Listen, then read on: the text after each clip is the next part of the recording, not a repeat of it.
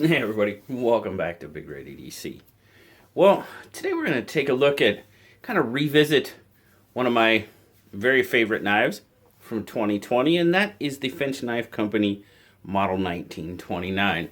Now, I don't think it's any surprise to anybody that's been with the channel any length of time that I am a big fan of what Finch is doing and the knives that they are producing.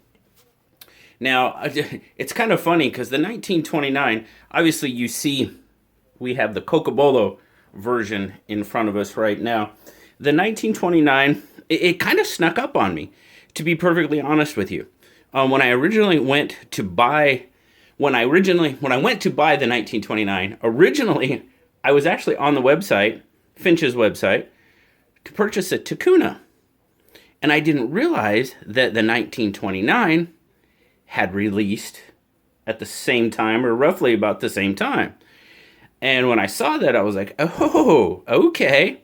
So needless to say, I bought the 1929 and didn't buy the Takuna at the time because I couldn't afford to buy one or both of them at the same time. So I'm like, well, I can only buy one, and this little guy really caught my eye. Now, as you know, in the first iteration of the 1929, they had the Cocobolo, they also had the carbon fiber, and then I believe they called it the ghost green, but basically the jade or natural G10 version. I say first iteration because that's what I'm here to talk about right now. Is they've kind of went a little bit, or I don't want to say in a different direction because they haven't. It's still the 1929, but they've kind of made some changes and a couple of upgrades that I think most people that liked the 1929, or maybe were thinking about it and was like, yeah, but I don't like so-and-so. Well, they could possibly change their mind. I don't know. But the Cocobolo was obviously my favorite of the first three. That's why I have this version. A terrific, wonderful little knife. And like I said first iteration because in the midst of releasing the Holiday, which has become my favorite Finch knife, the smooth oxbone. Oh my goodness. That knife is just, it's out of this world. They've come out, well, then they release a Cimarron. So they've two really good knives. They've kind of released some newer versions of the 1929 as well. And they've made some few kind of subtle and some not so subtle changes that I really, man, I am super stoked about. So I only have one of the two new versions of the 1929 here, but this version is going to be the Crawdad Jig Bone. Now, this, I'm telling you guys, to me, I'm going to show it to you. This knife, let's do closed first. To me, this knife has to be one of the most perfect examples of the blend of modern and traditional on the market today. No, I'm not saying that just because Finch, well, we'll talk about, yes, Finch did provide this knife, and we'll talk about that here in a little bit. But if you just look at it, for me, when I think of traditional pocket knife, to me, I call them grandpa's knives a lot of times, jigged bone or some sort of bone handle is what comes to mind. Now, it could be jigged bone, saw cut, smooth bone, whatever the case may be. I mean, potentially, there's a lot of different types of jigging out there when you're talking about jigged bone. But that's what I think of. I think of some sort of bone handle on a traditional slip joint knife. They came out with this Crawdad Jigged Bone 1929. Guys, to me, this is it. It's just absolutely amazing, terrific, whatever.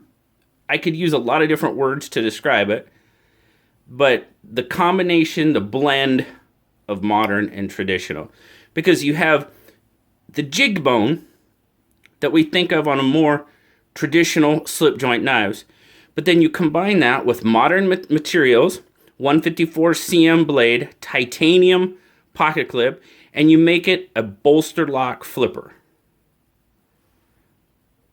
To me, that just, it's perfect. It's a perfect blend of modern and traditional. To me, it just speaks to me. Now, they also released a dark denim micarta version in this sort of update, we'll call it, refresh of the 1929, and they brought back the Cocobolo, or kept the Cocobolo. And I tell you what, I love my Cocobolo, and I would never ever get rid of that knife. I love that knife. Man, this one, guys, absolutely. Oh. Now, I said there were some subtle and not so subtle changes. Well, to me, I mean, that crawdad jig bone is definitely a not so subtle change. Absolutely fantastic. It's not carbon fiber. It's not JG10. It's not wood. It's just yes. It's just yes. That's what it is. But let's take a look at it real quick. For the most part, it's still a 1929. Not a whole lot has changed other than the covers and a couple other things. But you will notice, when the initial release of the 1929, the Runtley, the Takuna at the time, both had the luminescent shield, or luminous shield. The 1929 did not. None of the three, carbon fiber, JG10, or this one, the Cocobolo, had a luminous shield on it. Now, they kept going. Holiday had one. Cimarron had one. And you'll notice that now, in the refresh of the 1929, we're back to the luminous shield. Now, in my reviews, I've heard both positive and negative comments about the luminous shield. And I'll be perfectly honest with you, I like the luminous shield, and not because it's luminous.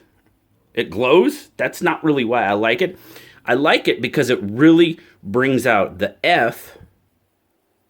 You know, this does too, but I just kind of prefer the way this shield looks.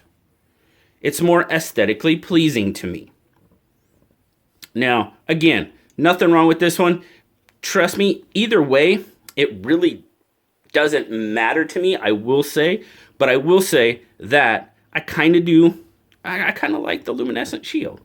Now, for those of you that don't know where that luminescent shield comes from, it actually comes from Spencer and Steve, from Finch Knife. It actually comes from Steve and his watch company, Raven. And I'll leave a link for all you watch guys. I'll leave a link to that website down in the description as well. But that's where the luminescent shield comes from, is Steve's watch line, Raven Knife, or Raven Watches, excuse me. So that's kind of where that comes from. So there you go. You've got the blue, dark blue denim micarta, and then you have this crawdad jig bone. Now, nothing else, like really construction or anything like that, changed. One of the other changes, and I think a lot of people will like this because this is definitely a comment that I got, is people said, well, why'd they put it on the blade? Okay, they did. Does it affect the workability of the knife, how the knife works? No, not at all. But I understand, billboarding, people just don't like it. It's okay, I get it. But look what they did on the new. They moved it down, which to me, yeah, it looks much cleaner. It looks much better that way, without question. It certainly does. And if you'll look on the back, you've got the model number and the 154 cm. It's smaller. Yes. Now, this didn't bother me, but this does look much, much better, without question. I mean, I can't argue that. It just does. And I think that was a terrific, terrific move on Finch's part. It cleans it up a little bit, makes it a little bit, and it actually kind of, you got the Tang stamp, you know what I mean? Kind of there again, reminiscent of the old traditional slip joints. So I think that was a great move on Finch's part. Guys, these are absolutely wonderful little knives. The 1929. No, you're not going to hack through a tree with it. You're not going to, but man, they're just so, they're more gentlemanly.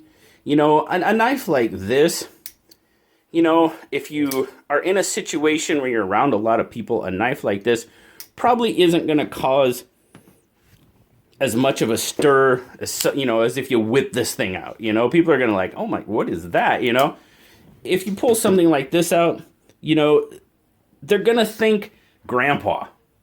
You know, that to me, that just always what comes back. Grandpa or my uncles, you know, always carried pocket knives, and they looked, you know, just reminiscent of the 1929.